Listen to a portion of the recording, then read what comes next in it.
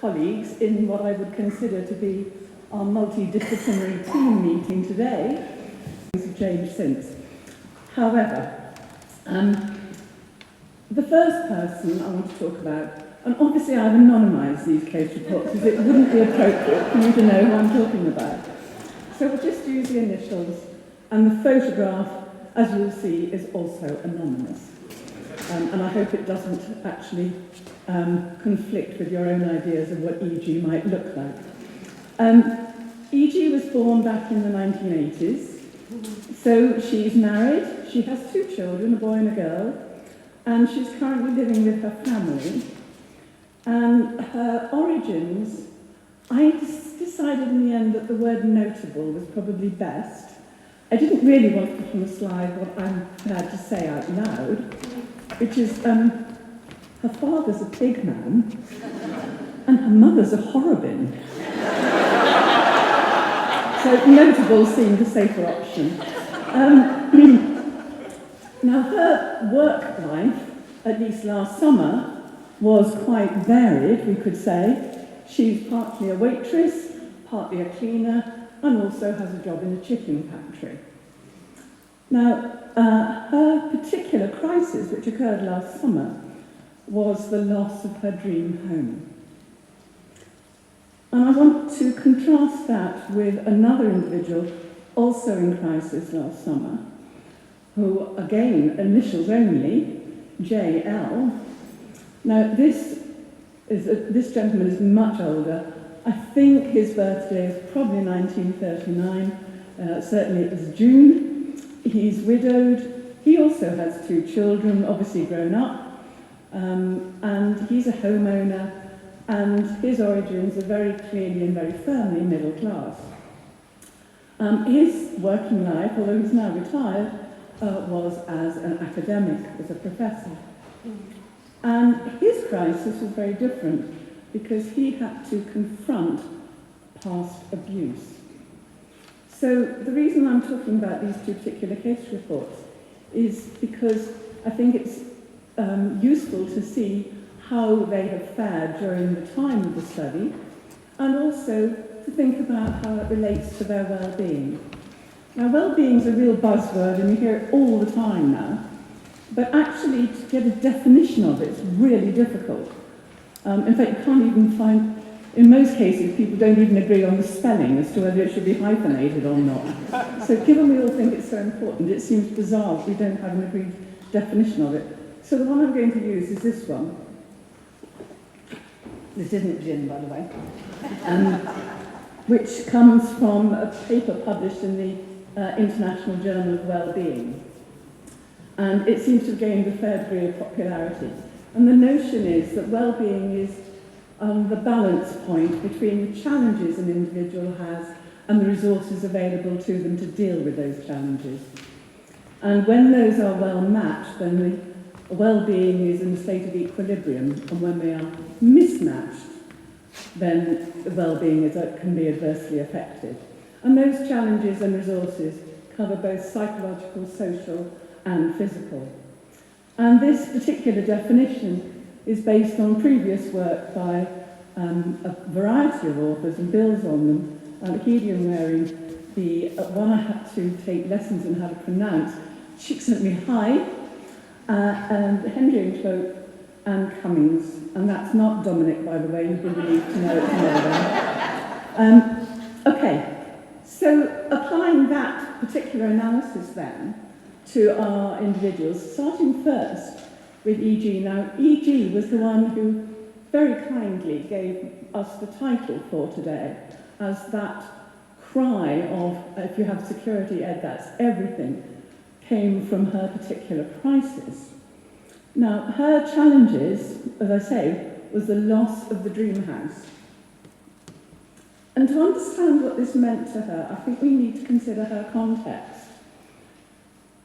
Because her childhood home, she was brought up originally in a tied house because of her father's job as a pigman.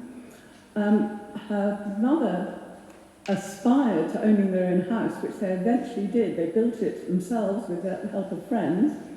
When she left home, she married and potentially moved into another tied house because the person she married initially was a gamekeeper in his own place, which I think was called Nuestra Casa, but I'm happy to be corrected if that's wrong. Casa Nueva, was it? Oh, right, yes, okay. I was trying to remember if it was new house or our house. Anyway, but when her first marriage broke up, she then teamed up with her ex-husband's brother, and then finished up living in a caravan, and then variously living with her in-laws and living with her parents. So you can see how, for her, the notion of a house was all important. And as has been mentioned, when the prospect of affordable housing reared its head, and also presented by the silver-tongued but ruthless Mr. Elliot, that notion, that familiar notion of bricks and mortar being security, really caught hold, and she tried to move heaven and earth in order that she and her new husband would have their own home, their dream home. So that was the situation when the trigger that caused her crisis was that her husband, as we've just heard, was sacked in disgrace, which meant, of course, that the mortgage was impossible and it fell through. So the dream home was no more, hence the crisis. So what were her resources available to her at that time when facing this? Well, in terms of physical resources, her material security, she herself really had nothing. Her psychological resources, well, her coping mechanism was initially panic, and she was in a frantic state, begging for help and begging for money around the village, which in itself became a new challenge for her afterwards, because she then had to live it down when, needless to say, it all fell through.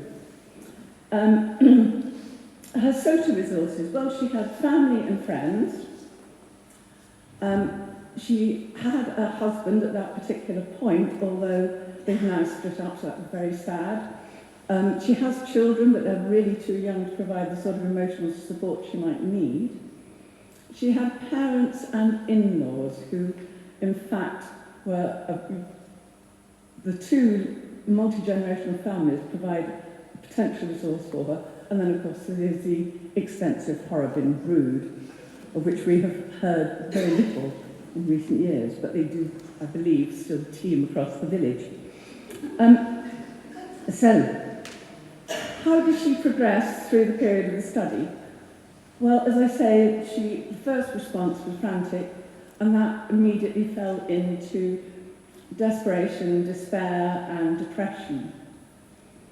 Her parents stepped into the breach, provided a lot of support. They were very concerned for her, which was very nice to see.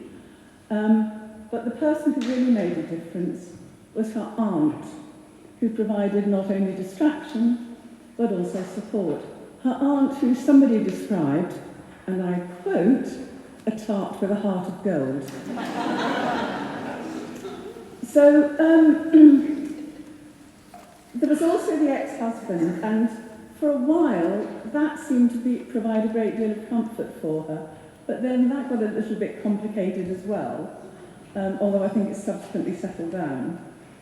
And then there was one particular instance with her mother-in-law, where she began to rebuild and rebond the relationship between herself and her in-laws over the course of making of mince pies, which happens after Stir Up Sunday, by the way, if you're interested. So, that's E.G. Then J.L., well, his challenges were very different in nature because he suffered severe abuse in childhood. And the context here we've got to consider is very different. This is historic, and he has suppressed it for what I think must have been about 60 years. He's lived with this and not talked about it to anybody. And that in itself has presented further challenges because he has regrets that he didn't confide in his nearest and dearest and perhaps if he had opened up to them, he might have had a fuller and richer relationship with them. So, the trigger for him was a surprise birthday party, which was supposed, obviously, to be a joyous occasion, when, unbeknownst to anybody else, one of the actually uninvited guests was that abuser from his childhood. So that was the trigger, and the net result of that has been a lot of very unfortunate fallout that he's had to deal with. So what resources did he have to help him at that time? Well, in terms of physical resources, he had full material security. He has all the middle-class trappings of a retired academic, buying his own house in Ambridge outright, obviously not short of a few bob. He's got his own bricks and mortar. So he's, in terms of physical resources, he's just fine. His established coping mechanisms, though, the psychological resources, if you like. This is where I think we begin to see the problem, because he has always repressed what's happened to him. And the way he's coped with this is really to rejoice in his intellectual superiority, which on occasions has not won him any friends, and also to get involved in the community. So very much in the model of let's keep busy and then it'll be all right. And in doing that, he has variously called on his family and friends, and his children are of an age to support him. He lives with his son, and his daughter is not quite so handy, but she's prepared to support from a distance. And very surprisingly, his daughter-in-law seems to have struck up a better relationship with him now than when his ex-daughter-in-law, than when his daughter-in-law and his son were married. He has unlikely friends for whom he has received a great deal of support. Two friends, one married couple. Although it seems improbable, they have a shared interest in literature, and although they don't exactly see eye to eye on many issues, particularly in relation to how Chaucer should be interpreted, which is a bit contentious, but generally speaking, they seem to get on. And the husband of that couple has a shared interest with JL in bird watching. And again, that's quite competitive in the hide in the village when they're watching birds, and disputes about reed buntings are not unheard of. And even more surprising a friend and more surprising social resource for this particular gentleman is a character called Jazza. Now, Jazza didn't seem a likely source of support for anybody, and he's rather, how shall we put it, has a rather dubious reputation in some circles. I think we'll gloss over any further detail. Okay, so what was his progress then? Well, his first response to this crisis was to resort to solitude. He didn't want to talk to anybody, and this was interspersed with an absolutely explosive temper, understandably.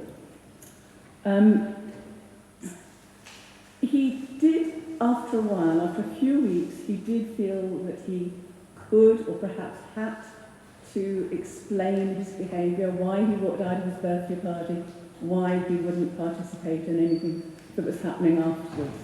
So he did begin to talk, but it was so alien for him that he couldn't keep it up, and he was very keen to put up barriers afterwards. He wanted to control the conversation, and when any of his nearest and dearest tried to come back to the subject afterwards, he would get very cross and tell them there was no need to discuss it, they were moving on now. So, he basically refused to engage, was unable to engage, if you like, in thinking about and dealing with what had happened. So he reverted to type throughout the autumn, suppressing it nearly pretty successfully most of the time, and engaging in a variety of different distractions, including getting involved in a quiz, playing the piano at a funeral, reading ghost stories in the attic over Christmas, and then his latest project is an extension on his house. Although that particular distraction activity in itself has subsequently generated some challenges, I understand.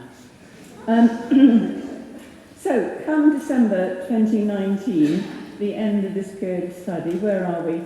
Well, E.G. has been busy building bridges. She's built them with her in-laws, with what I'm loosely calling her stepchildren, although it's considerably more complicated than that, because they're actually the children of her ex-husband's late wife. But that doesn't fit on an overhead, so step had to do. And also with her ex-husband, although the relationship with her current husband is still very fragmented. She was last seen scavenging in skips, which might sound disastrous, but actually it wasn't as desperate as all that. They were looking, she and her ex-husband were looking for prizes for a tombola as part of the money-making scheme of her in-laws. So, in fact, it was an enterprise that they were enjoying and not a sign of desperation. So what we see is that she's actually embedded in a multi-generational family. In fact, she's at the cross-section of, as Nicola was suggesting earlier, cross-section of two intergenerational families. JL, on the other hand, in December, where are we? Well, he was reading the ghost stories from Ambridge, as I've said, in the attic. The very last day of December, New Year's Eve, he went to the fancy dress party in what was then still the Bull at Ambridge, dressed as Wackford Squeers. Now, why anybody would think you could be recognised as Wackford Squeers absolutely defeats me, but still, there you go. Very esoteric Dickensian character. And I think that that's what's quite interesting about this particular individual, is that we're talking about Victorian ghost stories, Dickensian characters. He's really, really interested in classical Roman times. He's interested in classical literature. He's forever looking backwards. And that's where all his interests lie. But the one time he can't look backwards is at his own personal history. And I think that's an interesting paradox. So just a quick reminder of the well-being model. If we now look at how that pans out for our two individuals, you'll notice that the picture of E.G. has changed here to signify that she, I think, has moved on considerably during the autumn. Her challenges, I don't know quite what's happened there, apologies, were psychological, social and physical when she lost that dream house. But her resources were psychological and social, as we've seen, using her family, getting involved with her family, taking their support, talking to them about her problems. And they also, of course, provided the immediate physical support of somewhere to live. JL, on the other hand, his challenge was purely psychological. And although his resources meant that he had all the physical resources you could need, there were social resources available to him that could have helped him that he didn't feel able to access because he was so busy suppressing things. So his well-being really has taken a tumble, bearing in mind that this study goes up to the end of December. Rats about this last week, but never mind. So, when we consider where they are now, Emma, the young mum, has moved on, and she's beginning to find her equilibrium again, thanks to the families in which she is thoroughly embedded. Whereas JL is still, at the end of December, very much alone and unable really to tackle the issues that are causing his problem. So when E.G. said, if you have security ed, that's everything, was she really right? What she meant was bricks and mortar. If you've got bricks and mortar, that's everything. But actually, no. I think what I'd like to suggest to you is that security is very much more than bricks and mortar, and the security she's found in her family, and the security that is available to JL if he can bring himself to access it, is much more to do with the social and psychological than the bricks and mortar. Thank you.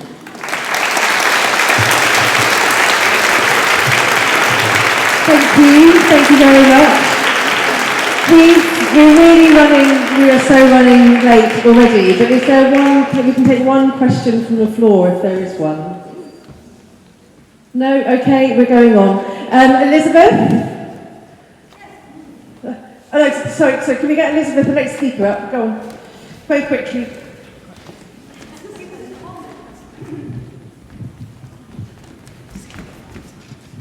Hi, it's just a comment really.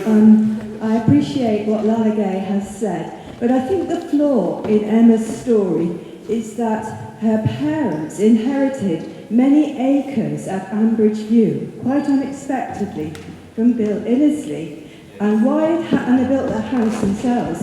Why it hasn't occurred to Neil and Susan, they've got all these acres, I think it's 8, but I could be wrong. Why it hasn't occurred to them to build a house or an extension, an annex or something on these acres for Emma and Ed? I don't think there was any need for the Beechwood device to come into play, because the parents had unexpectedly inherited resources which I'm sure they would wish as kind parents to pass on to their daughter. That might give Neil something to do in his retirement, to build her a house. Let's move on. Elizabeth? Hello, so just a couple of preliminary points before I actually get started. So the first one is I am, on the programme, I am Elizabeth Campion, Master of Laws, University of Cambridge, which is actually my qualification, not my job title, much as I would like to be the Master of Laws at Cambridge. That would be and the second one is I was honestly not expecting this abstract to be chosen because it's about land law. Come on, guys.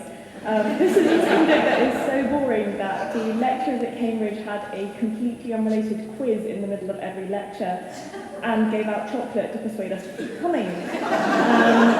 But having said that, you asked for it, so get ready for 15 minutes of land law. Okay, so why is land special in the first place? Why do we need a land law? And why can't we just deal with land under normal property laws? So land is special because it's finite. You can't make any more land. We just have the land we've got. Every piece of it is unique. And it's also the place where everything else happens. So it's where you run your business, it's where you make your home. It's where it's a prerequisite to anything else that you do in life is to have somewhere to do it. Therefore, we need a special law of the land. But actually, land law is much more about relationships between people. What can the state do to you when you're on your land? What can you do with your land in relation to other people? Can you let other people live on it? Can you let other people cultivate it, like tenant farmers in Ambridge? Land is also an incredibly valuable asset. It can generate profit directly if you rent it out, or it can generate profit indirectly if you grow a crop on it. We can also see Kate running her business Spiritual Home is an example of how land is used as an asset generating profit indirectly in the Arches specifically. There's also a distinction between what we call real property rights and personal obligations in the law. So this is just another demonstration of why land is so special. We need special rights and obligations which are called real property rights. The word property itself, which indicates that land is proper to you, is also another indication of why land is so special. So when you make your home somewhere, when you cultivate land, when you do anything with land, it almost becomes an extension of yourself. And the law reflects this because trespass to land is actually even more widely defined than trespass to the person. So in order to trespass on someone else's person, you have to make them afraid that you're going to use force against them or actually use force against them. Whereas if you want to trespass on someone else's land, all you have to do is step on it, go on it, touch it. One of the seminal cases in English law is called Campion. It's a case from the 1700s which establishes that the state can't just send its agents onto your land and carry out a search and take stuff away without a warrant. And the court said in that case, by the laws of England, every invasion of private property, be it ever so minute, is a trespass. No man can set his foot upon my ground without my licence, but he is liable to an action, though the damage be nothing. So it's a longer way of saying an Englishman's home is his castle, basically. There's a further complication which leads on to my first point about land law, which is that it's not very accessible. Generally, you need a lawyer to help you navigate the property system. This is reflected in some of the language, but for example, if you're buying or selling a house, which I'm sure many people in this room have done, but I haven't, you have to hire a conveyancer. Conveyancers have literally the most boring job in the entire world, which is that they have to trace back title to land, work out who's got easements or covenants against land, and basically whether it's worth buying.